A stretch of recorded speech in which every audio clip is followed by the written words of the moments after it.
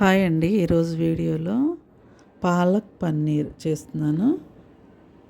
దానికోసం 3 కట్టలు పాలకూర తీసుకున్నానండి. అలాగే పన్నీరు 200 గ్రామ్స్. ముందుగా పాలకూరని మొత్తం అంతా క్లీన్ చేసుకుని బాగా కడిగి 4-5 సార్లు కడగాలండి. మట్టి ఇసుక ఉంటుంది.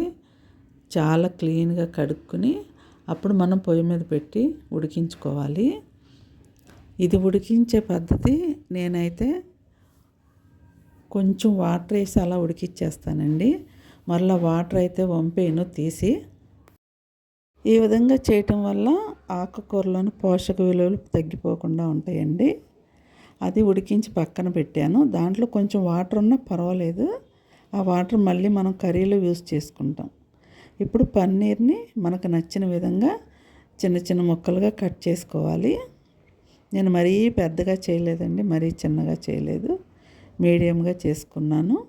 కట్ చేసి పక్కన పెట్టి ఇప్పుడు చల్లారిన పాలకూరని గ్రైండ్ చేస్తున్నానండి. ఇప్పుడు ఈ పాలకూరను కూడా గ్రైండ్ చేసి పక్కన పెట్టాను. బాగా మెత్తగా పేస్ట్ లాగా చేసుకోవాలండి. ఈ పేస్ట్లో నేను ఇంకా కాజు కానీ టమాటో పేస్ట్ కానీ ఏమి వేయట్లేదండి కర్రీలో. ఇప్పుడు పాలకూర పేస్ట్ చేశాను కదండి, దానిలో కొంచెం వాటర్ మిగిలింది కదా, వాటర్ కూడా అందులో వేసి పక్కన పెట్టాను. ఇప్పుడు పన్నీర్ ఫ్రై చేసుకోవడానికి కొంచెం బటరు ఆయిల్ 2 వేసానండి. పన్నీర్ని ఫ్రై చేసుకుంటున్నాను. మీకు వద్దు అనుకుంటే పన్నీర్ ఫ్రై చేసుకొని అవసరం లేదు, కానీ ఇలా దోరగా ఫ్రై చేసుకుంటే పన్నీర్ చాలా బాగుంటుందండి తినేటప్పుడు. అందుకని నేనైతే ఎప్పుడు ఫ్రై చేస్తాను. గోల్డెన్ కలర్లోకి వచ్చిన తర్వాత తీసేసుకోవటమే. మరీ బాగా వేగిపోని అవసరం లేదు, మరి గట్టిగా అయిపోయేటట్టుగా వేపన అవసరం లేదు. అలా చూసారుగా, అలా ఫ్రై చేస్తే సరిపోద్దండి. ఇప్పుడు వీటిని తీసి పక్కన పెట్టుకోవాలి. ఇలా వేయించుకున్న పన్నీర్ని పక్కకు పెట్టేసుకుని మరలా ఆయిల్ సరిపోదు అనుకుంటే కొంచెం పోసుకోవచ్చండి. నేనైతే పోయలేదు. ఇప్పుడు ఈ ఆయిల్లో బిర్యానీ ఆకు, జీలకర్ర, చెక్క, లవంగ, యాలకు ఇవన్నీ దోరగా ఫ్రై అయిన తర్వాత ఒక ఉల్లిపాయ చిన్నగా కట్ చేసుకున్న ఉల్లిపాయ ఒకటి, 2 పచ్చిమిర్చి అండి చిన్నగా కట్ చేశాను, అవి వేసి అవి కూడా బాగా ఫ్రై అవ్వాలి. ఇప్పుడు ఫ్రై అవుతూ ఉండగా కొంచెం బటర్ వేసాను. ఆయిల్ ఉంది కదా కొద్దిగా, దాంతోపాటు బటర్.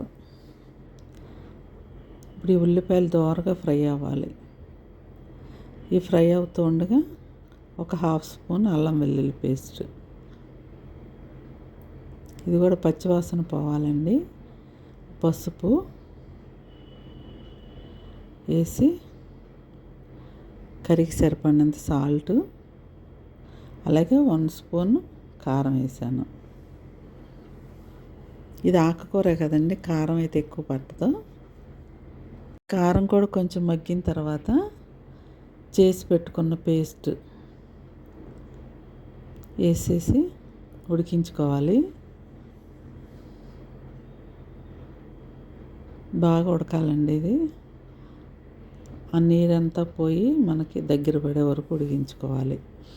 మనకి కొద్దిగా చిక్కగా ఉంది, ఇంకా వాటర్ కావాలనుకుంటే కొంచెం పోసుకుని అది ఉడికించాలి. ఈ కర్రీ మనకి రెస్టారెంట్లో ఎలా ఇస్తున్నారో అదే టేస్ట్ ఉంటుందండి, సేమ్ టేస్ట్, ఏమీ తగ్గదు. మనం ఇంట్లో చేసుకుంటేనే ఇంకా హెల్తీగా ఉంటుంది.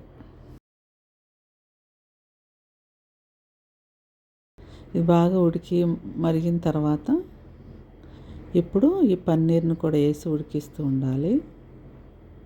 ఈ పన్నీర్కి కూడా ఇందులో ఉన్న మసాలా, కారం అన్నీ పట్టాలి కదండి, అందుకని చెప్పి ఉడికించాలి. ఇది ఉడుకుతూ ఉండగా మసాలా పౌడర్ అయితే వేసాను. ఇందులోనే ధనియాలు, జీలకర్ర అన్నీ ఉంటాయి. నేను అందుకే ఇంకా మళ్ళీ ధనియాల పౌడర్ అయితే వేయలేదండి. ఇలా వేసి ఉడికించుకోవాలి. ఇది కొంచెం చిక్కబడుతూ ఉంది అన్నప్పుడు మనం ఫ్రెష్ క్రీమ్ వేసుకోవాలి.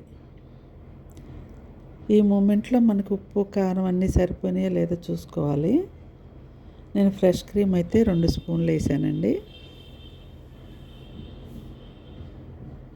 వేసి తిప్పి ఒకసారి మూత పెట్టి ఉడికిస్తే సరిపోద్ది. కర్రీ అయితే చాలా టేస్టీగా వచ్చిందండి. ముక్కలకు కూడా ఆ యొక్క కారం మసాలా అంతా పెట్టి బాగుంది.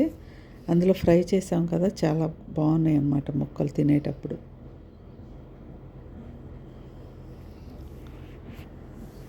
కొంచెం నాకు ఉప్పు తగ్గినట్టు అనిపించిందండి. ఉప్పు అయితే వేసాను.